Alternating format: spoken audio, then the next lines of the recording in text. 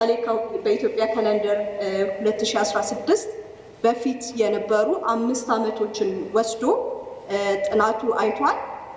በዚህም ዲስከቨር ያደረገው ለምሳሌ ከ10,000 በላይ የሚሆኑ ላይቭ አኒማልስ ዋጋቸው 170 ሚሊዮን ኢትዮጵያን ዶላር የሚያወጣ በከስተም ኮንትሮል ተደርገዋል። ይሄ እንግዲህ የተያዘው ነው ማለት ነው የሚያሳየው። ይሄ የተያዙት ፕሮዳክቶች ደግሞ የተለያዩ ጥናቶች እንደሚያሳዩት ሪፕሬዘንት የሚያደርጉት ኦንሊ 10% ኦፍ ዘ ቶታል ኢሌጋል ኤክስፖርቱን ነው።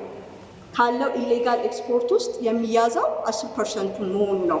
ሶ በዚህ ኤስቲሜት ብናደርገው ኦቨር ከ103,000 በላይ የሆኑ አኒማልስ በህገወጥ መንገድ ኤክስፖርት ይደረጋሉ ወይም ከሀገራችን ይወጣሉ። በዚህም ኢትዮጵያ ከ1.7 ሚሊዮን በላይ ቫልዩ ያለውን ገቢ ታጣለች ማለት ነው።